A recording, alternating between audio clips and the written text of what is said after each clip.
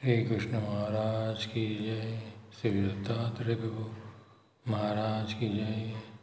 श्री चक्रपाणी महाराज की जय। श्री गोविंद प्रभु महाराज की जय। सर्वज्ञ श्री चक्रधर स्वामी की जय।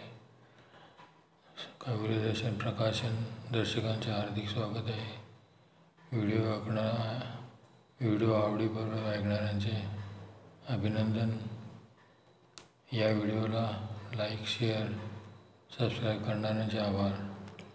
आजचा विषय आहे आत्म्याच्या शून्य अवस्थेमध्ये प्रवेश।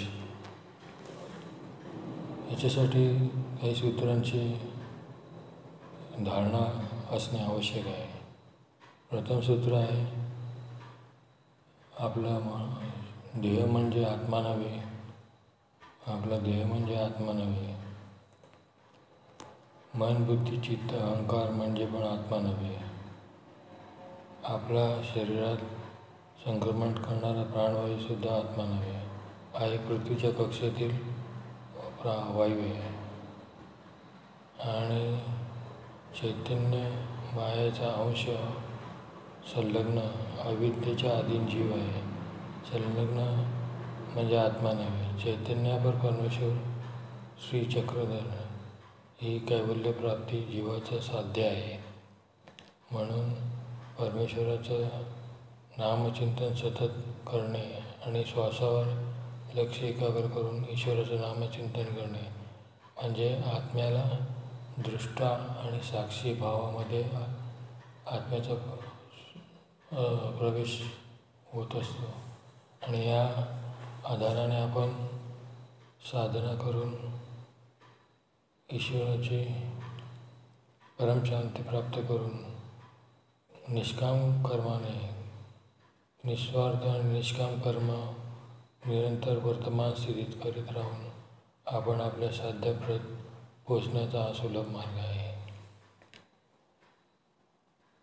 तुमच्या लक्षात आलंच असेल, आपला आत्मज्ञानाने स्वस्वरूपाचे ज्ञान प्राप्त करून आपला आत्मा मूळ निर्गुण निर्विकार असून केवळ आहे, शुद्ध आहे, बद्धमुक्त आहे आणि अज्ञान आणि अनंतज्ञान नष्ट करून ईश्वराची ज्ञानशक्ती प्राप्त करून आत्म्याचा ज्ञानशक्तीद्वारे विकास करून आपण आपल्या साध्यावर वाटचाल करायची आहे।